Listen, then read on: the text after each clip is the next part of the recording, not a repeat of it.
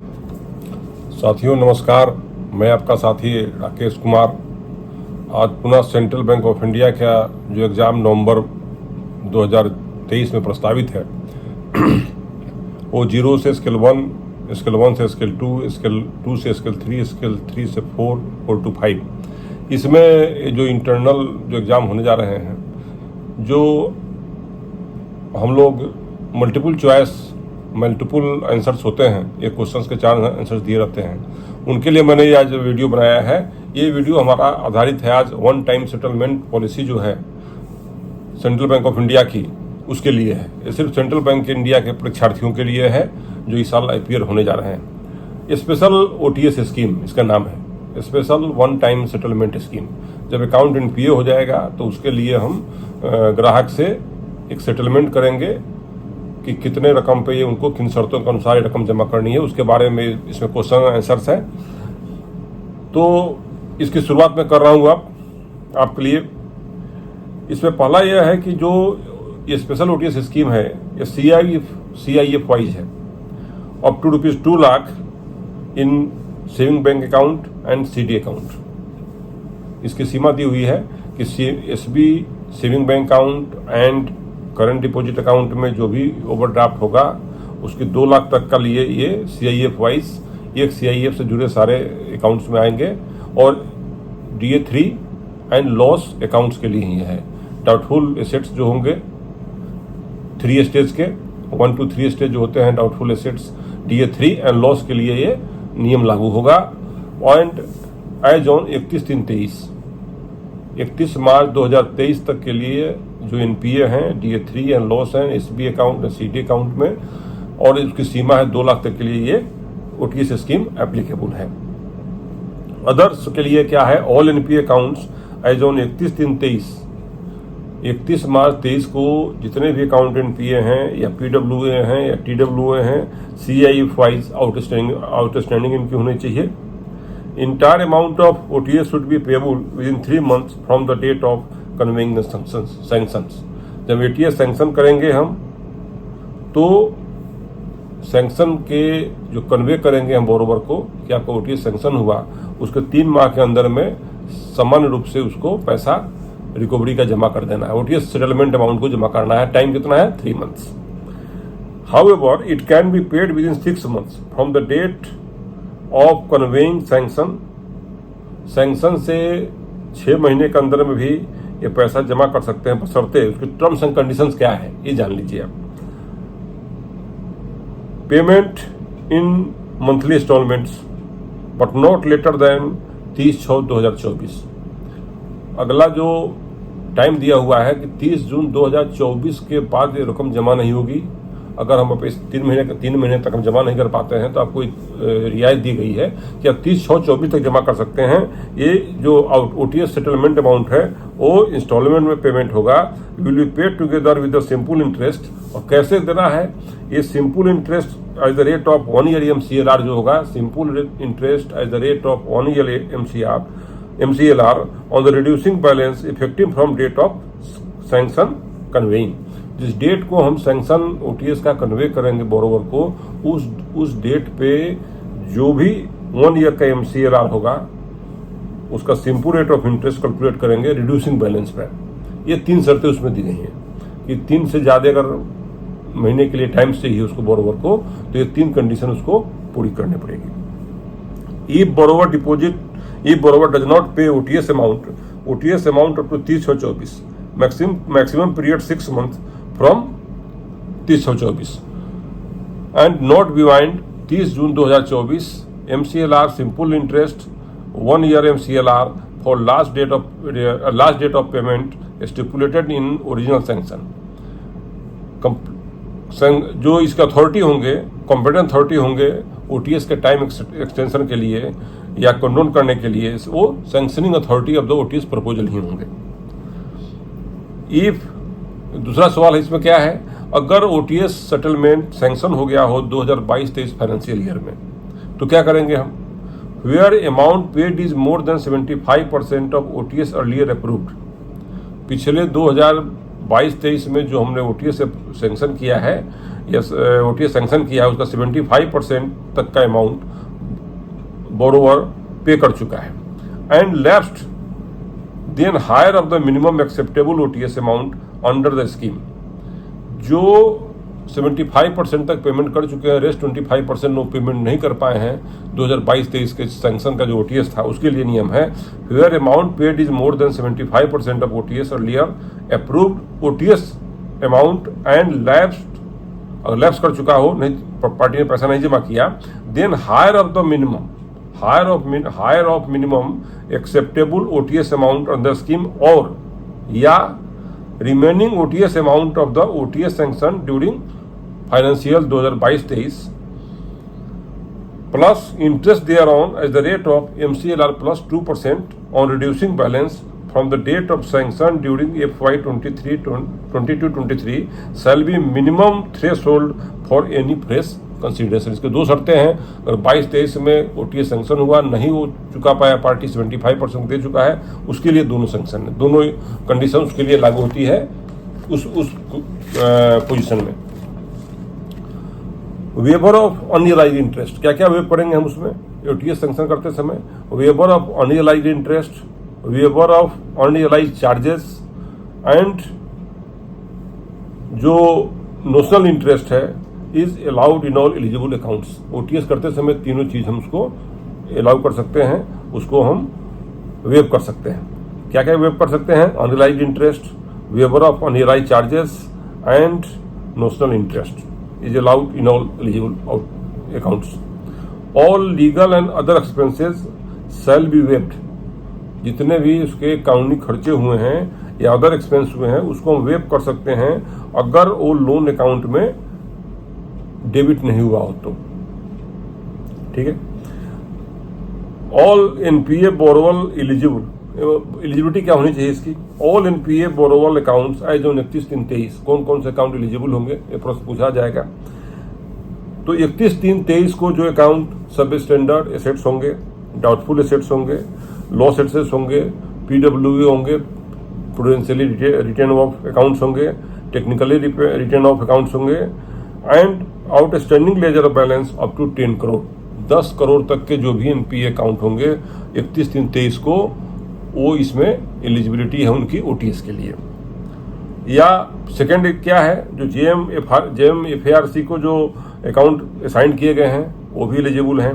All NPA accounts where claim have been rejected by the CGTSME या ECGC से जो हमने क्लेम लॉन्च किया है CGTSE में या ECGC में, तो वो क्लेम रिजेक्ट हो चुके हैं, वो भी इस स्पेशल ओटीएस स्कीम के अंतर्गत सेटलमेंट के पात्र हैं, they eligible for the settlement. All accounts where partial claim have been received from CGTSME या ECGC,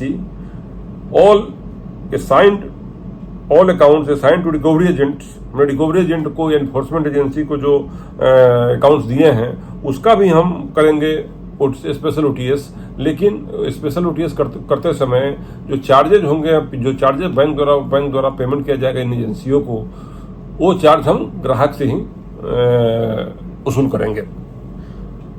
all accounts assigned to recovery agents, enforcement agencies, but commission payable to agents will be recovered from the OTS borrowers. Gold loans if placed security, जो है gold loan में हमारा security जो है gold को हमने बेच दिया, इसके बावजूद भी गोल्ड लोन का अकाउंट एडजस्ट नहीं हुआ है, वो भी ओटीएस के पात्र हैं। एनपीए अकाउंट जो फ्रॉड हैं या विलफुल डिफॉल्टर हैं, रिपोर्टेड हैं या डिक्लेयर हैं, ये उनके लिए बहुत इंपॉर्टेंट क्लॉज है। एनपीए अकाउंट्स जो फ्रॉड, विलफुल डिफॉल्टर्स, रिपोर्टेड या डिक्लेयर हैं, उसका ओटीएस सिर्फ जोनल हेड को इम्पावर किया गया है। जोनल हेड ही उसके कॉम्पिटेंट अथॉरिटी है ऐसे केसों में ओटीएस करने के। लेकिन अगर कोई क्रिमिनल केस बोरोवर के अगेंस्ट में चल रहा है तो वो विड्रॉ नहीं होगा।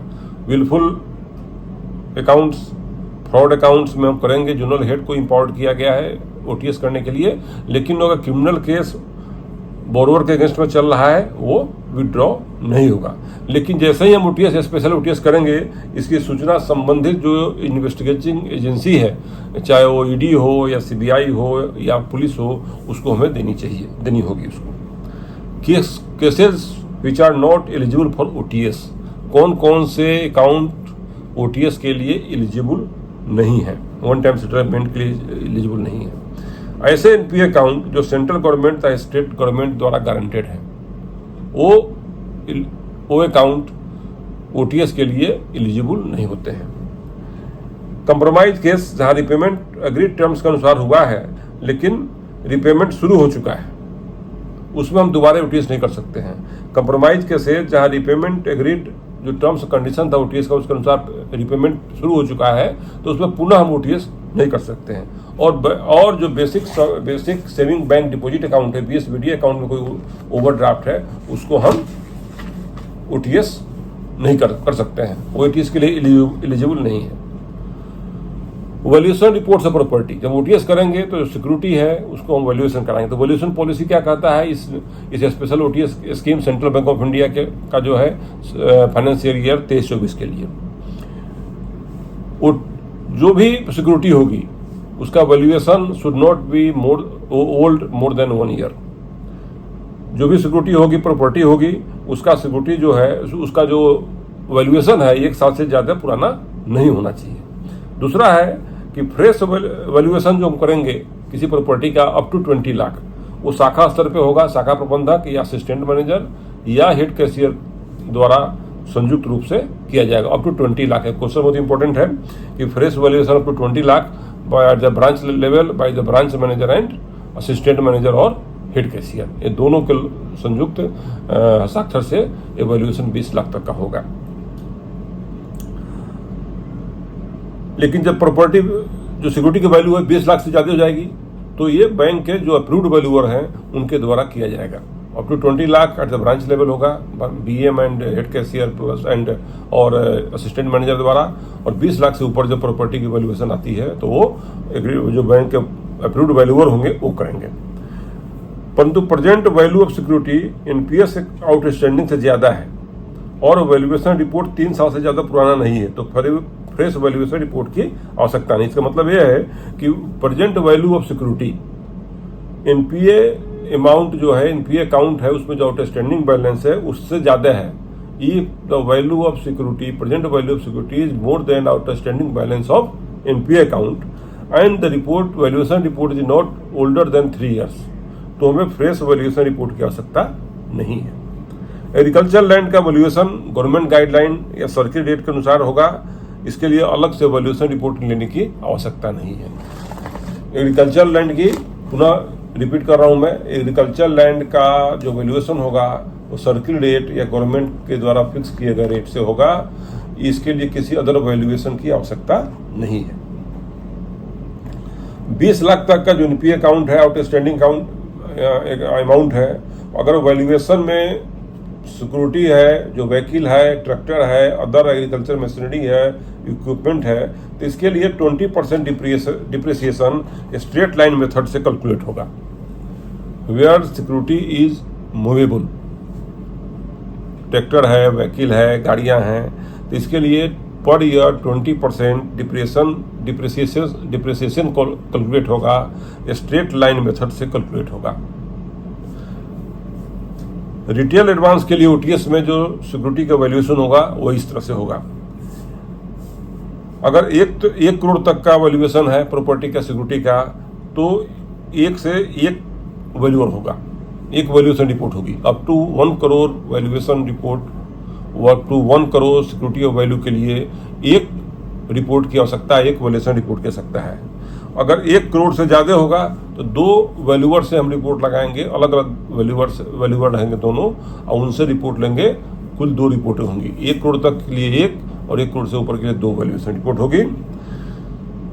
और दोनों जो 1 करोड़ से ऊपर की जो वैल्यूएशन होगी, 2 वैल्यूअर रिपोर्ट लगाएंगे, दोनों में जो वैल्यूएशन अमाउंट ज़्यादा होगा वो काउंट किया जाएगा। वैल्यूएशन अलग अलग सिक्योरिटी के लिए अलग अलग होगी। For other advances valuation of security up to 5 crore 1 report, ये तो पहला हुआ 20% जो स्टेट लाइन मेथड से होगा मूवेबल प्रॉपर्टी के लिए। रिटेल एडवांस के लिए हुआ कि 1 करोड़ तक के जो वैल्यूएशन रिपोर्ट, 1 करोड़ तक के जो वैल्यूएशन ऑफ सिक्योरिटी होगी वो एक रिपोर्ट लगेगी। 1 करोड़ से ऊपर के लिए 2 रिपोर्ट की आवश्यकता होगी। और अदर एडवांसेज जो न डिटेल में है, न एग्रीकल्चर में है, उनके लिए क्या है, up to 5 crore 1 report, 1 valuation report, और 5 करोड़ से ऊपर के लिए 2 रिपोर्ट की आवश्यकता होगी। 1 करोड़ के अदर सिक्योरिटी के लिए, अदर एडवांसेज के लिए जो सिक्योरिटी है एनपीए अकाउंट में ओटीएस करने के लिए, अप टू 5 करोड़ के लिए 1 रिपोर्ट कर सकता है। 5 करोड़ से जो सिक्योरिटी की वैल्यू है ज़्यादा है तो 2 रिपोर्ट की आवश्यकता होगी। अगर valuation of each security 5 crore से ज़्यादा है तो रीजनल हेड या nominated officer not below the rank of chief manager should inspect the security. जो ओटीएस अकाउंट, ओटीएस प्रपोजल के लिए जो सिक्योरिटी दी जा रही है, अलग अलग सिक्योरिटी है, अलग अलग सिक्योरिटी के लिए नियम है कि एक ही अकाउंट में 3-4 सिक्योरिटी हो सकती है। तो प्रत्येक सिक्योरिटी की वैल्यू अगर 5 करोड़ से ज़्यादा है तो रीजनल हेड या उनके द्वारा कोई नामित चीफ मैनेजर होंगे, वो सिक्योरिटी का इंस्पेक्शन करेंगे, वो इसकी रिपोर्ट लगाएंगे। इसमें ये क्लॉज ये भी है कि चीफ मैनेजर ओटीएस अकाउंट वाले शाखा से संबंधित नहीं होगा। जिस शाखा से ओटीएस अमाउंट आया है, वहाँ अकाउंट है, उस शाखा के चीफ मैनेजर के अलावा और भी कोई चीफ मैनेजर होंगे जो 5 करोड़ से ज़्यादा के प्रॉपर्टी का, सिक्योरिटी का इंस्पेक्शन करेंगे। सीकेसीसी किसान क्रेडिट कार्ड में अगर आउटस्टैंडिंग बैलेंस 1,60,000 तक है तो सिक्योरिटी सिर्फ उसमें हाइपोथिकेशन ऑफ क्रॉप है, लैंड का वैल्यूएशन नील होगा, 0 माना जाएगा। सीकेसीसी में जब कंप्रोमाइज करेंगे 1,60,000 तक के लिए तो हाइपोथिकेशन ऑफ क्रॉप सिक्योरिटी है और वैल्यूएशन उसके लिए लैंड का वैल्यूएशन नील माना जाएगा। टर्न अराउंड टाइम क्या है, TAT, कितने समय में हमें करना है one time settlement. Central bank of India का जो पॉलिसी आया है उसके अंतर्गत 5 डेज एट ब्रांच लेवल। जब ग्राहक ब्रांच लेवल पे, ब्रांच स्तर पे एप्लीकेशन मूव करेगा, प्रपोजल देगा, तो ब्रांच को टाइम दिया गया है 5 वर्किंग डेज में आपको ये प्रोसेस कर लेना है। उस प्रोसेस करके आप रीजनल ऑफिस भेजेंगे। रीजनल ऑफिस के लिए टाइम दिया हुआ है 10 डेज। 10 दिन में रीजनल ऑफिस छानबीन कर करके अपना सेंक्शन करे, उस पर अपनी या रिजेक्ट करे।